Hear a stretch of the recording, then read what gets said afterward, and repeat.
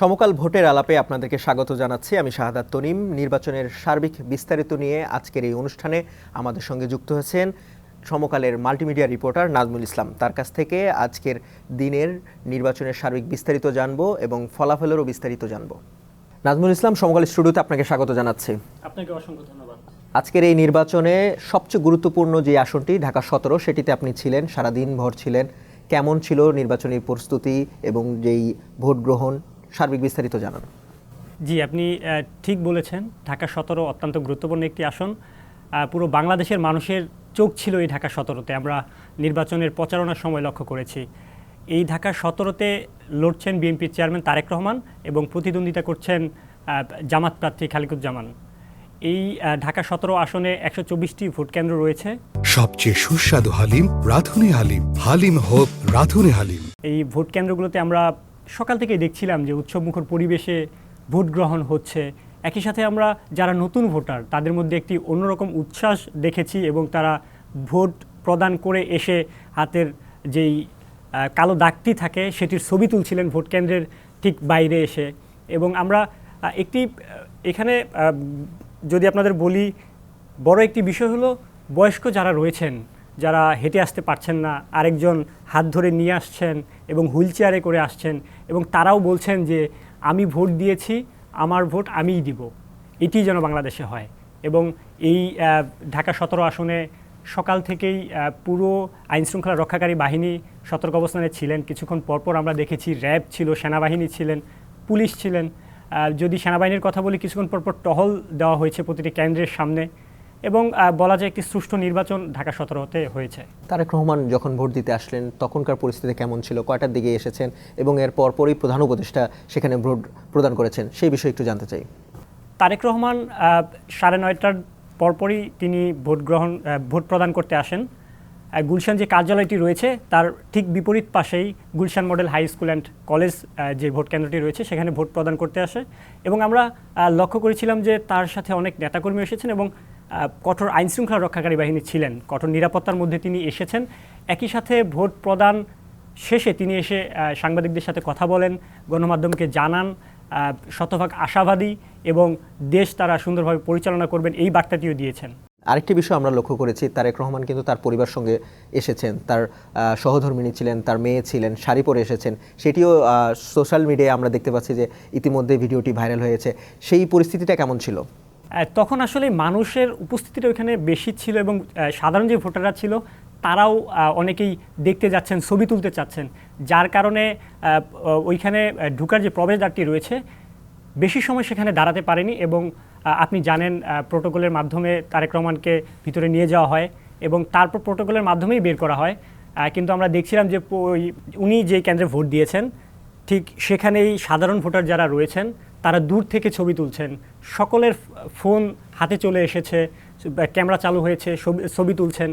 অনেকে, আমি একজনের সাথে কথা বলেছি, তিনি হাঁটতে পারেন না ঠিকঠাক করে। তিনি আমাকে বললেন যে আমি তারেক রহমানকে দেখতে এখানে এসেছি, আমি এখানের ভোটার, আমি হয়তো আরও অনেক পরে আসতাম, কিন্তু আমি সকালে ঘুম থেকে উঠে অপেক্ষায় ছিলাম যে কখন তারেক রহমান আসবে এবং তিনি ওইখানে অপেক্ষা করছিলেন। তারেক রহমান ভোট দেওয়ার পরে তিনি ভোট দিয়েছেন।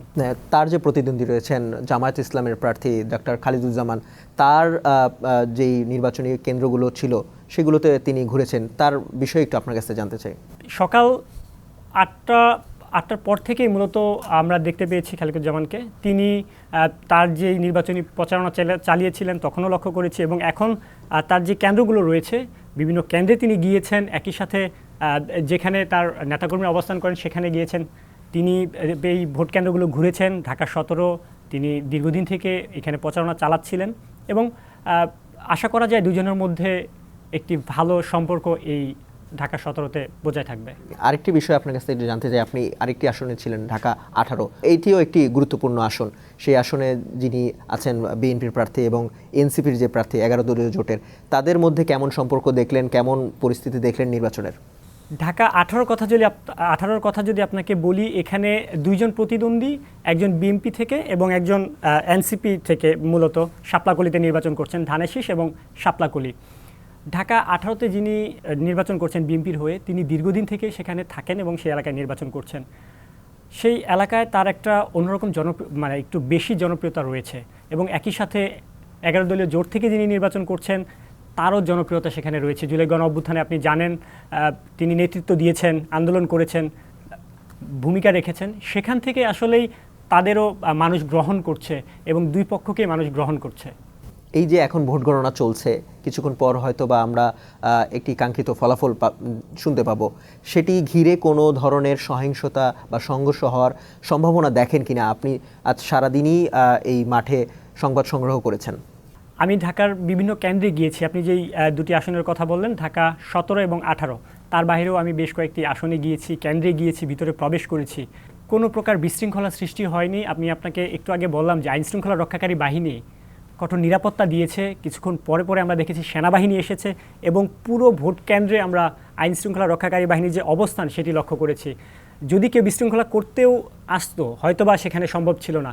আরেকটি এখানে গুরুত্বপূর্ণ বিষয় হলো দুই প্রার্থীর মধ্যে খুবই ভালো সম্পর্ক। আমরা দেখেছি যে প্রার্থীরা ঠিক কেন্দ্রের বাইরে বুথ বসায়, সেখানে আরেকজন তার বিপরীত যে ক্যান্ডিডেট রয়েছেন, প্রার্থী রয়েছেন, তাকে পানি দিয়ে আসছেন। এমন চিত্র ঢাকা 17-তে আমি লক্ষ্য করেছি। এতেই বোঝা যায় আসলে যে এখানে সহিংসতা কম হওয়ার সম্ভাবনা রয়েছে বা একেবারেই নেই। আচ্ছা, শেষ প্রশ্ন, এই যে গত 17 বছর ধরে সাধারণ মানুষের একটা কমন প্রশ্ন ছিল বা একটি কমন অভিযোগ ছিল যে আমি ভোট কেন্দ্রে গিয়েছি কিন্তু আমার ভোটটা অন্য কেউ দিয়ে গেছে। এই শব্দটা অবশ্যই আপনি শুনেছেন। এবার এই ধরনের কোনো অভিযোগ পেয়েছেন কিনা? না, একেবারেই এই ধরনের শব্দ আসেনি এবং ভোটাররা নিজেরাই গিয়েছেন, নিজের ভোট নিজে দিয়েছেন এবং এর ফলের অপেক্ষায় রয়েছেন। নাজমুল ইসলাম, আপনাকে অসংখ্য ধন্যবাদ। জি, আপনাকে অসংখ্য ধন্যবাদ। দর্শক, সমকালের ভোটের আলাপে এই ছিল আজকে, এবং অন্য কোনো সময় অন্য কোনো বিষয় নিয়ে আমরা আবারও হাজির হব। ততক্ষণ পর্যন্ত সমকালের সঙ্গে থাকুন।